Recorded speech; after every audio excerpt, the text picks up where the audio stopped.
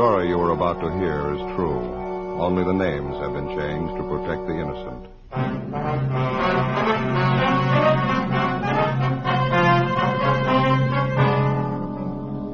You're a detective sergeant. You're assigned to burglary detail. For the past 18 weeks, a gang of safe men have been breaking into large grocery stores all over the city.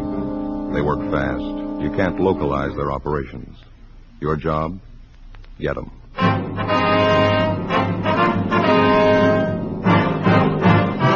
Dragnet, the documented drama of an actual crime.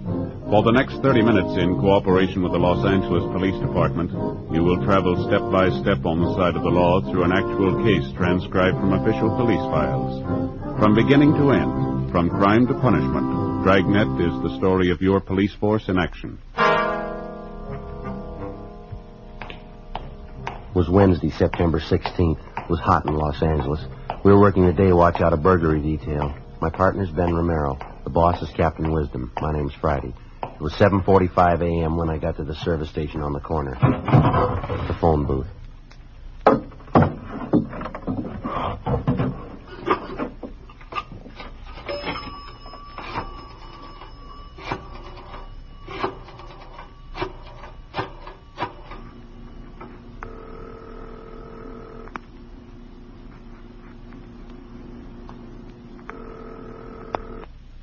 City Hall. 2524, please. 2524. Burglary, Rubles. Hi, Dick. This is Friday. Romero there? Hold on, Joe. Thank you. Hey, Romero, take two. Romero. This is Friday, Ben. Yeah, where you been? Well, my car again. Something's wrong with that distributor. I'm going to leave it at the service station. I'll grab a streetcar down, huh? They hit again, Joe. This one makes 37 job. Where at this time? Wilson Brothers Market at Melrose and Green. Drilled the safe and walked out with $462. Well, our stakeouts are doing a lot of good, aren't they?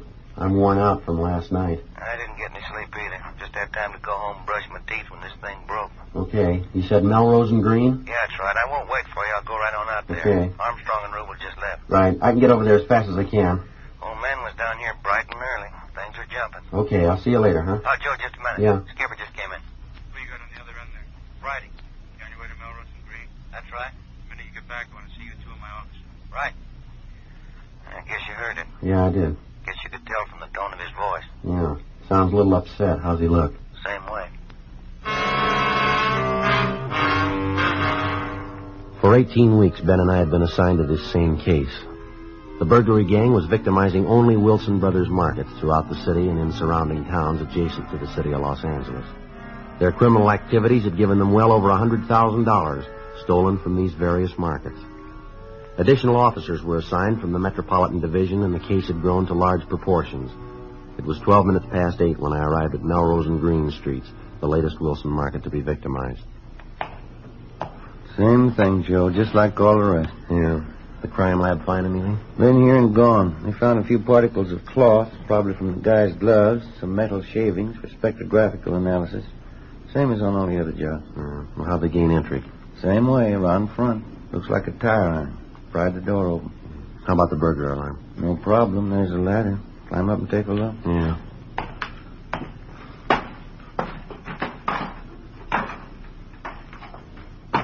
See it? Yeah, I see it. Cut the key leads again, huh? Nothing's different, Joe. Just exactly the same. All around. Well, that really tears it, doesn't it? Yeah. 252 men on stakeout last night, and they know just which market to hit, one that isn't covered. When you figure Wilson's got over 300 stores, we can't cover them all. You'd think we might have some of the luck. We're sure overdue. Nobody could be this lucky this long. Well, they're out to break the record. Haven't turned up anything new at all, huh? Not so far. I've been looking around. Come on. Yeah. Rubels and Armstrong in the store? Yeah, they're checking the back of the store, stock room, employees' locker room. And how much was taken? Told you on the phone, $462. Some checks, about $200 worth. Well, this is Wednesday. I suppose the thieves have discontinued the weekend jobs? I don't know. Your guess is as good as mine. Here's the box. Yeah.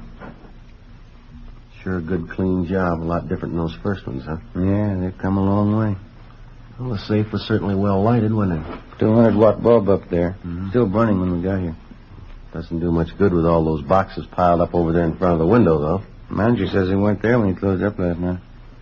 Well, nothing seems to bother them, does it? They move in, don't chance turning out the light. They just pile crates up between themselves and the street, and then they take their time drilling the box. That's it. There's the usual empty pop bottles, 3 of them. Yeah, to cool the bits of it, yeah. Hi, Friday. Didn't know you were here yet. Oh, hello, Rubles. How are you? Yeah, but we got something. Yeah? Fished these out of the drain in the bathroom. What do you got? Looks like they tried to get rid of them. Some of the checks torn up and this fishing license ripped in two. Well, could I see those bits? Hmm. Charles W. Royal, issued last month. Good chance he might have carried the license in his pocket and got it mixed up with the checks. First, maybe he was going to take the checks, but changed his mind, tore them up, the license with him. Well, let's hope you're right, Dick.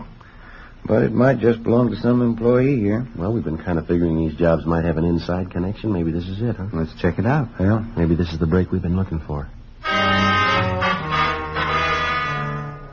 We went back to the office and checked the name Charles W. Royal through R&I. No record. We contacted the management of the Wilson Markets. He had been an employee at the store, which was just held up.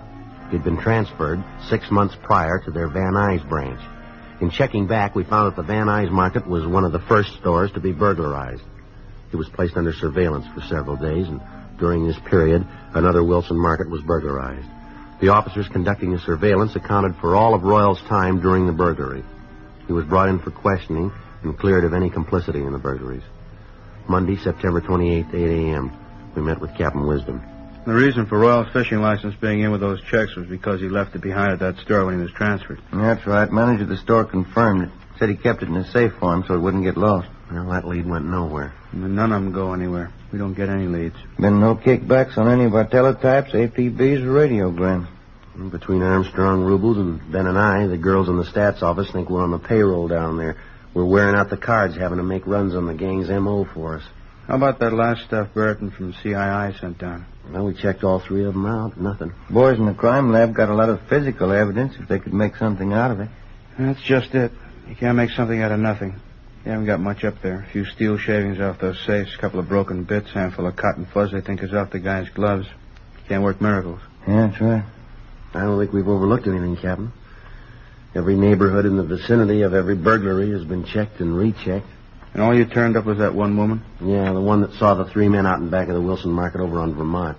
She thought they worked there. Didn't know she'd witnessed a burglary, we told her. Mm-hmm. She couldn't identify any of them, huh? No, she couldn't. I just checked with the sheriff's office. These burglaries are driving them crazy, too. No leads. Boys from the parole office have been trying to give us a hand. We've checked out everything they sent us on dischargees and parolees. Nothing fits. Well, did the markets seem to be cooperating, holding up their end as they were instructed? Well, as far as we can tell, right to the letter, yeah. All the safes that were concealed in any way have been moved out in a more conspicuous spot, all well illuminated. The Wilson Company has bought better-made safes to replace the ones that were broken into. They're replacing their old models as fast as they can. Doesn't seem to stop them. Yeah, all that's according to the book. Doesn't figure with all those precautions they'd be foolish enough to tip off the thieves. What do you mean? Well, here, take a look at this. Yeah. Larson and Gunn turned this up at that Venice Boulevard job night before last. Mimeograph stakeout instructions. Huh? That's right. Put out by the management of the markets. Every time we inform them of a stakeout night, they put these inter-store memos out. Yeah. That was for the purpose of informing all the different store managers of the police department's plans so they'd be sure and comply with our instructions. Yeah. Motive was okay, but the effects have been causing us more trouble than we know. Well, weren't these destroyed after the store managers read them? Apparently not. We'd notify the management of the stores to be staked out a week in advance so that they could quietly let the stores know about it. Whether we wanted the lights left on or turned off to move the safe out of hiding, all the various instructions. And the management of the market chain just took it on themselves to send out these memoed sheets, huh? And not only that, in checking the last couple of jobs, either these sheets were in the manager's desks or they were posted in the store someplace. All the thieves had to do was go through a desk or check a bulletin board and they knew right where we'd be. Huh? Without this advance information, maybe it'll slow them down. Maybe we can write in on part of the luck. We're due. Yeah. Now, come on over here to the pin map.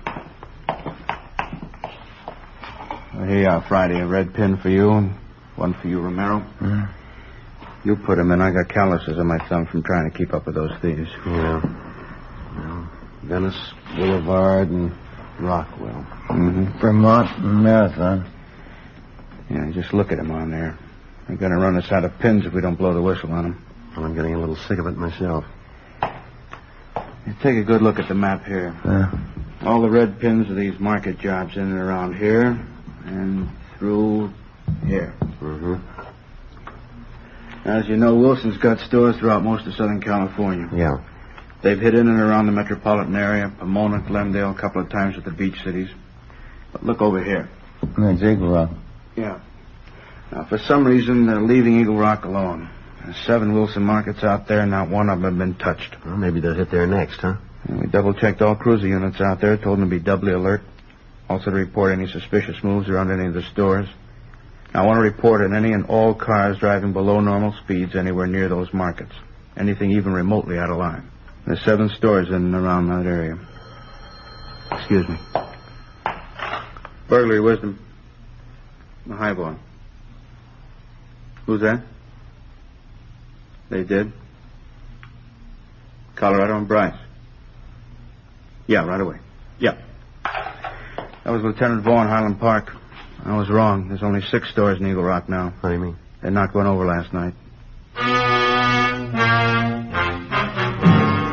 The preliminary investigation of the Wilson Brothers Market in Eagle Rock yielded no additional physical evidence, but it definitely showed that we were dealing with the same gang of thieves.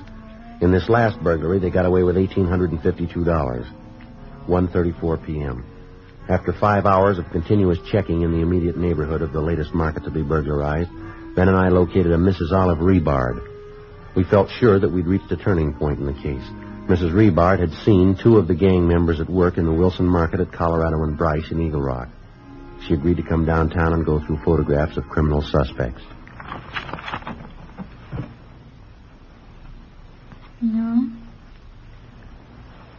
No. Not any of these. Let's try the next 2 pages. Certainly are a lot of them, aren't there? Yes, ma'am. There's still a lot more to go here. I see it.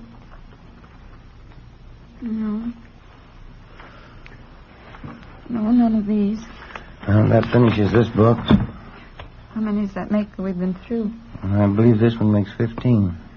Just looking at all those faces makes you wonder, are there any honest people? Well, these books represent an accumulation of many years, you understand. You keep pictures of everybody ever been in prison? Well, within our jurisdiction, yes, and a great many more besides. I see.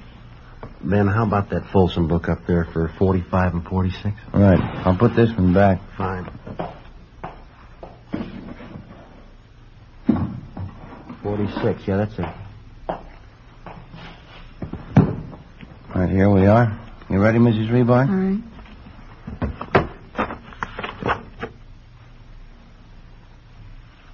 No. No, I don't believe it's any of these. All right. Turn the next page there. Now, how about these? No. This one, no. No. That one fellow looked a little like one of them. I thought he did at first. Which one was that? This one. This one here? No, I was wrong. He looked familiar at first glance. Well, now, we told you before, Ms. Rebard, if any of these men, their ears, eyes, nose, chin, any part of them looks like any part of the men that you saw, we'd like to know that. We'll have our Sergeant Putoff up in our crime lab drop a composite for you. You mean you put all the different features together? Yes, ma'am. If you think it might help in any way, I mean, it'll certainly help us. I didn't realize that you were that thorough. Oh, we have to be. Well, I'm just not that sure about any of their features. It was just like I told you, I didn't get too good a look at them, but I thought I might remember. There's so many pictures here. Well, would you like to rest a little while, Ms. Rebard? We've been going at this thing for about 2 hours now. No, that's all right. No, I want to help if I can. I think I'll open this door, little Joe. All right. Got a little draft in from the hall. Yeah. Gets a little stuffy in here sometimes. Thank you. I wonder if you'd like a cold drink of some kind. Coke, something like that? No, thank you. That's very kind. I don't care for one. All right. Would you like to go on? Yes, I think so. All right. No. Mm-mm. You understand that when I saw these men in the store, I had to look through the front window. They must have been at least 40 feet away from me. I had to shout to be heard. Yes, ma'am, we understand. They didn't come over to me at all. Mm-hmm. I just can't believe that they were really those lightning burglars. Isn't that what the paper called them? Yes, ma'am. They were just as big as life. They were standing behind the meat counter. They even had on butcher's aprons. Still hard to believe. because they didn't act like burglars at all. Sometimes they don't. The only thing that struck me funny was that anybody be working there on a Sunday. I've seen men in there before.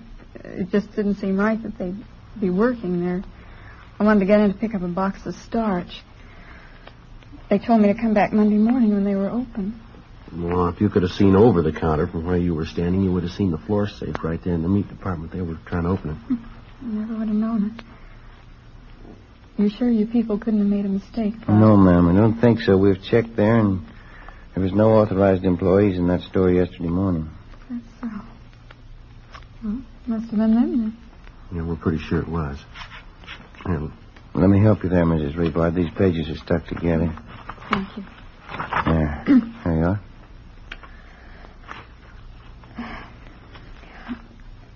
I've seen so many photographs, they're all beginning to look alike to me. Mm-hmm. If you'd like to rest a while, that's fine. Maybe you'd like to go home and come back a little later with it. You know something? What's that, ma'am? I'm positive now. Yeah. I wouldn't know those men if I saw them.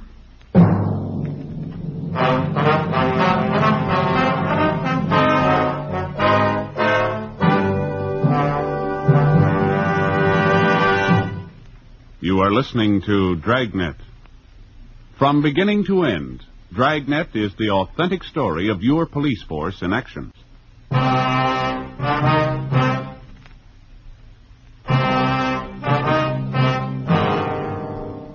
Once more, what appeared to first be a good lead dissolved into nothing. The stakeouts were continued. Everything possible was being done to apprehend them. The burglaries of the Wilson markets continued. On the night of October 3rd, officers D.B. O'Connell and P.W. Murphy were working a stakeout on one of the Wilson markets in Eagle Rock. At 2:33 a.m., they had observed a gray Ford coupe, California license 9 Robert 9813, driving at normal speed until reaching the storefront and then slowing down perceptibly, showing unusual interest in the market. Lieutenant Armstrong and Sergeant Rubles checked the license number through DMV. The car was registered to a Clyde R. Bingham, 233 South Carmona Place in Eagle Rock. He was placed under surveillance while we made a thorough check into his background. We located him at the neighborhood bar on Colorado Boulevard. We talked to him for an hour. So that's it.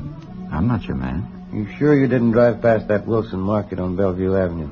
I didn't say I've never driven by it, but not on the night you said. Well, have you driven by it on other nights?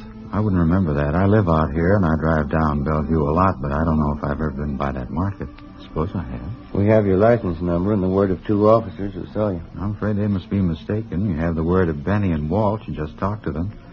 I told you I was here on the night of October 3rd. I stayed here until almost daylight talking to Walt. He closed up at 2, and we sat around and talked. And where'd you say your car was parked all this time? Right out in front. Ben Walt told you that, too. I'm telling you, I never left this place the other night. Mm-hmm. Is it possible you could have forgotten? Not all 3 of us. And you didn't loan your car to anybody? No, sir, I never loaned my car. Stayed right out there in front. What'd you say you did after this place closed? As I said, I sat around and talked to Walt. He owns the place. Mm-hmm. What'd you talk about? Oh, I don't know, this and that. I don't recall exactly. Did you go to work the following day? Yes, sir, I did. Seems funny you'd sit up all night talking and then go to work. I don't have to be to work until I please. You know, I'm my own boss. Yeah, would you run your business all by yourself, do you? No, I have 2 secretaries. They make out checks, keep the books. What kind of business did you say you were in? Business management. You know, the thing that bothers me is why you're asking me all these questions. Routine investigation. Doesn't sound very routine to me. I don't understand. We're on an assignment. During the course of that assignment, it became necessary to interrogate you. I still don't understand. Anything else you want to know? No, sir. I think that pretty well covers it. Something I'd like to know. Yeah. Is there a law against slowing down in front of a market? Ben and I felt that Bingham was lying for some reason that we were not aware of. All efforts were made to determine that reason. We made a complete search of his residence. His relatives, friends, and associates were interrogated. The 2 men who had alibied for him were checked out. No evidence was obtained to connect him in any way with the Wilson market burglaries. The surveillance was continued on the 3 men. During the next 2 weeks, another market was burglarized. None of the 3 men could have been involved in any way. Another month went by. The burglaries continued unchecked. The newspapers had dubbed them the Lightning Bandits. There was only one exception to the title. By this time, they'd begun to repeat on markets, to hit again where they had burglarized a safe previously. December 3rd, 4 a.m. Ben and I were cruising the central area, the section not covered by stakeout. I figure there's only one way to beat this thing. Yeah, what's that? Ask for a transfer before they offer us one. Well, it seems like every way we turn, we're stopped. No leads, nothing. Here it is almost Christmas again. Those market thieves started last Easter. Yeah, I know. Well, we got everything covered again tonight as best we can. We could just keep all the markets covered at one time. Well, that's been done a couple of times, you know that. Yeah, I know that, but keep them covered all the time till we get to them. If we had the manpower, we could do it. Yeah. You want to swing in close to the curb? Here's another market. Yeah. You see anything? No, nothing on this side. I can't see the safe in there, can you? No. Those vegetable counters are partially blocking it. Lights on, though. Mm-hmm. Yeah, this side's clear, too. Rear of the store backs up against that other building, doesn't it? Yeah, only a front and side entrance. You swing around again. Will you make a U? You see something? No, I'm not sure. Just pull back up in front again, huh? Right. Okay, this is fine. You want to kill your engine? Mm-hmm. You hear that? I'm not sure. Come on.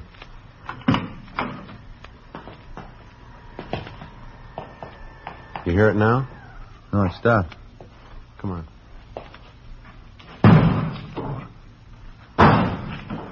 They're throwing vegetables at that front window. They're trying to draw our attention here. Now, you cover the side. I'll try to force them to you. Right, there's the news right. Right, I see it. All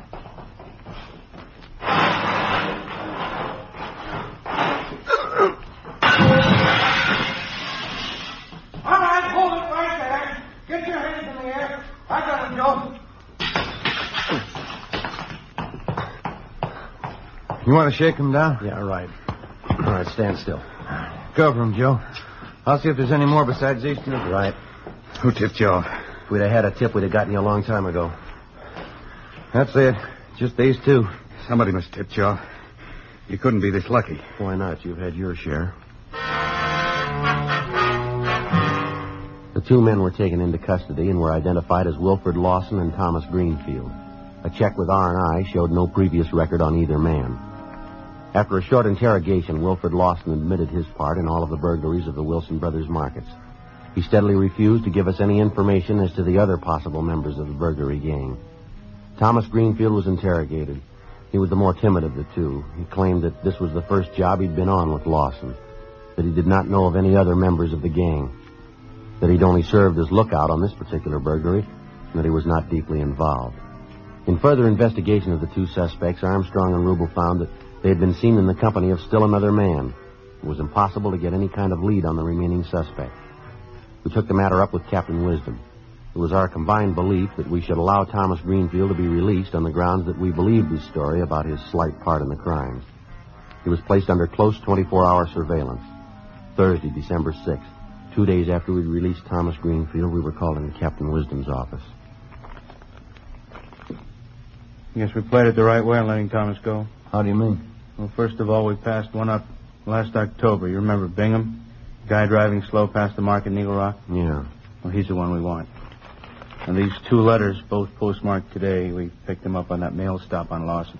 Where are they from, Thomas? Yeah, a couple of choice parts.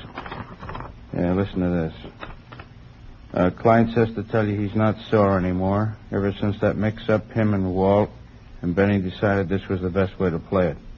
He says he don't want no part of what's yours.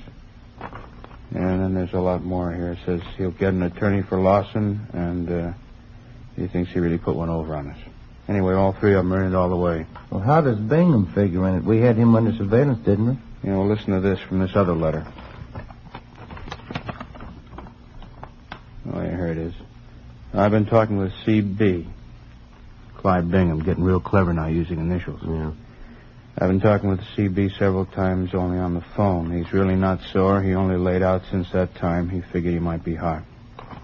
That's enough, isn't it? It's all there. It adds. Okay, you got one to roll on. Yeah. Go out and pick him up. This time we'll keep him.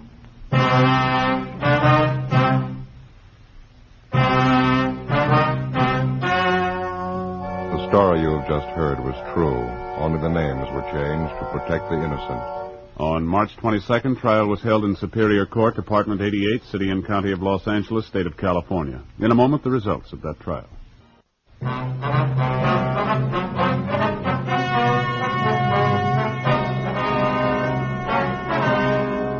All three suspects, Wilford George Lawson, Clyde Robert Bingham, and Thomas Llewellyn Greenfield, were filed on for burglary in the second degree. Wilford G. Lawson was filed on for 12 counts, Clyde R. Bingham for 6 counts, Thomas L. Greenfield for 3 counts, sentences to run consecutively. They are now serving their time in the state penitentiary. In view of the fact that the authorities were unable to prove the defendants were armed at the time of the burglaries and the stores were not inhabited, they could only be filed on for burglary in the second degree. Second-degree burglary is punishable by a term of not less than 1 nor more than 15 years. Ladies and gentlemen, we wish to gratefully acknowledge the Michael Award presented by the Academy of Radio and Television Arts and Sciences. The Academy voted Dragnet the finest program of its kind. It is with deep humility that Dragnet accepts this citation, the highest award bestowed by the radio and television industries.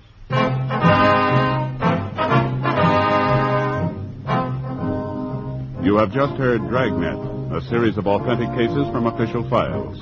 Technical advice comes from the Office of Chief of Police W.H. Parker, Los Angeles Police Department. Fatima Cigarettes, best of all long cigarettes, has brought you Dragnet, portions transcribed from Los Angeles. Stay tuned for Counter Spy next over most NBC stations. You've been listening to the OTR Gold Network. Find more classic radio at otrgold.com.